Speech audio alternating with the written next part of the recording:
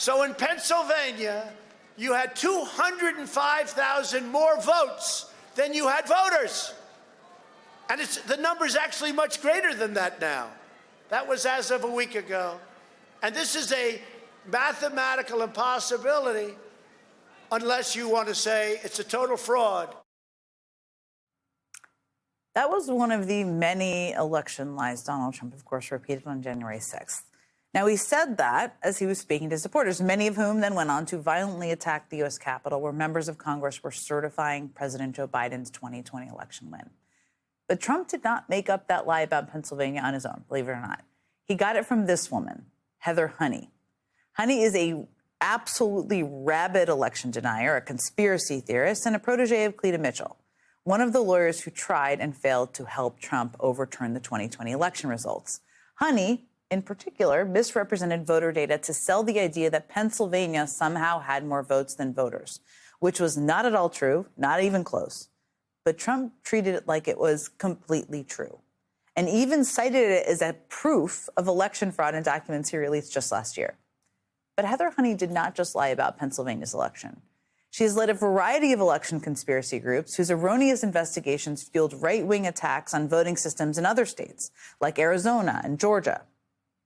Now it appears that Heather Honey, that same woman, has a brand new job. Yesterday, Democracy Docket was first to report that she has been appointed to be the Deputy Assistant Secretary for Election Integrity. You heard me right. A senior role in Trump's Department of Homeland Security that is supposed to primarily protect our elections from foreign interference, which is an ongoing threat, no matter who is president. Let that soak in for a second.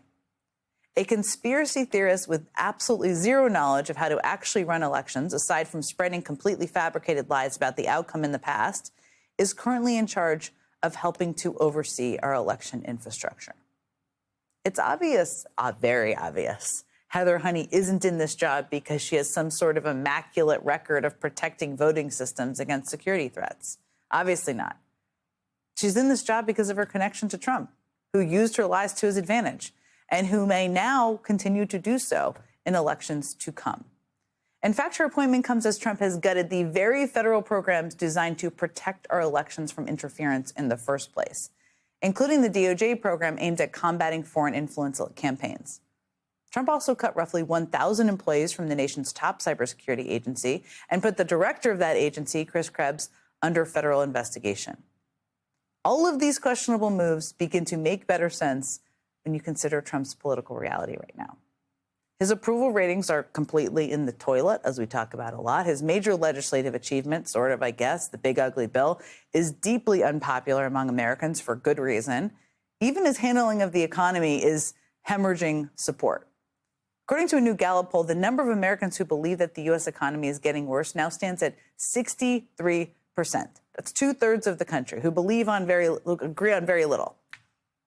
And if you believe you can't win votes honestly and with integrity, and by the way, getting more people to vote for you, which is how you win elections, this is what you do to hold on to power. And there's more. Trump is threatening to ban mail-in voting and the use of voting machines. He's ordering governors and lawmakers in red states to redraw their congressional maps to give Republicans more seats, which Texas right now is very close to delivering on. And even though Democrats in California may be able to counteract Texas with their own revised maps, other red states like Florida, Missouri, Ohio, and Indiana have also pledged to effectively try and rig the game for Trump.